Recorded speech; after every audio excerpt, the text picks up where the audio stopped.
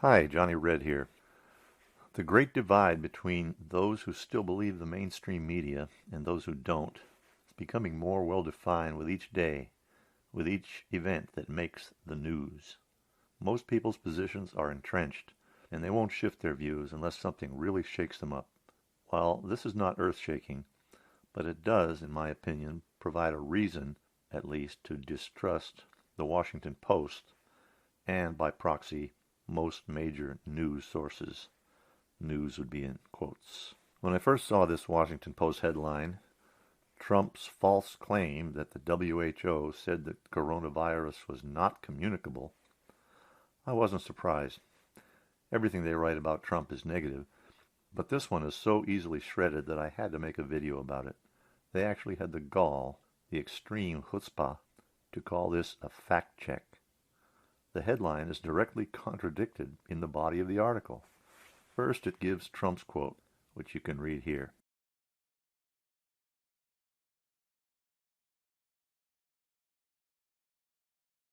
Then it goes on to say, the president's announcement that he would suspend payments to the WHO in the midst of the coronavirus pandemic contained a number of false or misleading claims.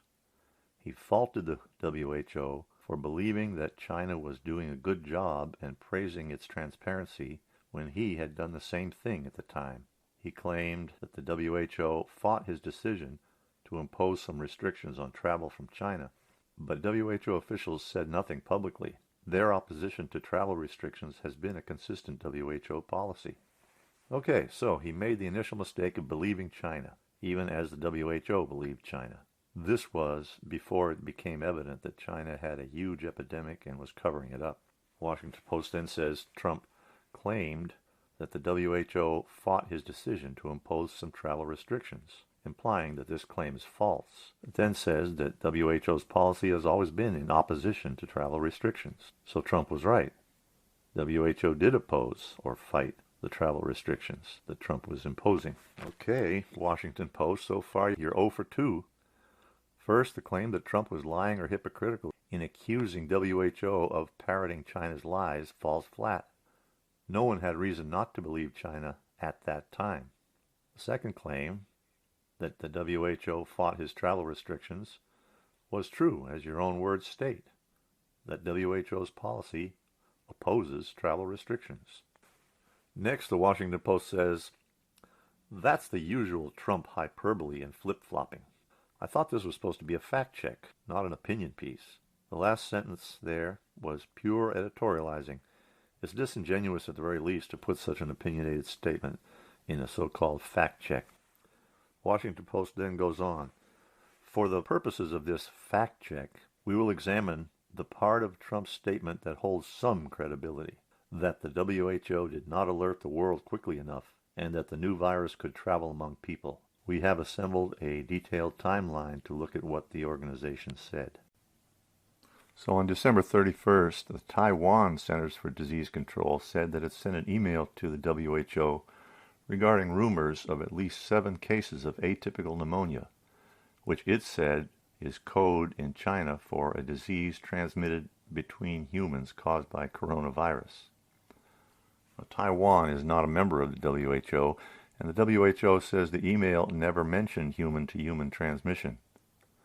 Public health professionals could discern from the wording that there was a real possibility of human-to-human transmission of the disease, the Taiwan CDC argues.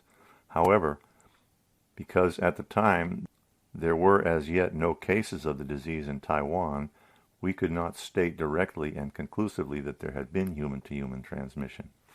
Apparently, the Taiwanese officials had been alerted to December 30th posts in a chat room by a doctor, Li Wenliang, in which he said that 7 cases he had been treating resembled severe acute respiratory syndrome, or SARS, a deadly form of the coronavirus. Li was reprimanded by the Chinese government for illegally spreading rumors. Later, he died of COVID-19, the disease caused by the novel coronavirus. Okay, now for their analysis. Trump had said there was credible information to suspect human-to-human transmission in December 2019, which should have spurred the WHO to investigate, and to investigate immediately. The White House said this was a reference to the information circulating in China that prompted the Taiwanese CDC email.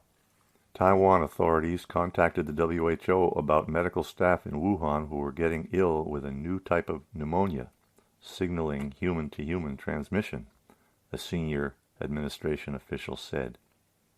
The key information was seemingly disregarded by the WHO, which does not allow Taiwan to participate in its meetings due to Chinese political pressure, and not shared with the world until later in January.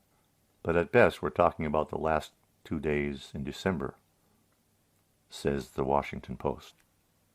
Then on January 5th, WHO news release says, quote, on December 31st, 2019, WHO China Country Office was informed of cases of pneumonia of unknown etiology, unknown cause, detected in Wuhan City, Hubei Province of China. Based on the preliminary information from the Chinese investigation team, no evidence of significant human-to-human transmission and no healthcare worker infections have been reported. I want to go back to the original headline of this hit piece here. The original headline says, Trump's false claim that the WHO said the coronavirus was not communicable. Again, reading the January 5th WHO news release, quote, based on the preliminary information from the Chinese investigation team, no evidence of significant human-to-human transmission and no healthcare worker infections have been reported. Well, that's exactly what Trump claimed, what they're calling false. Again, on January 9th, the WHO statement reads, quote, Chinese authorities have made a preliminary determination of a novel or new coronavirus identified in a hospitalized person with pneumonia in Wuhan. Coronaviruses are a large family of viruses, with some causing less severe disease, such as the common cold, and others more severe disease, such as MERS and SARS. Some transmit easily from person to person, while others do not.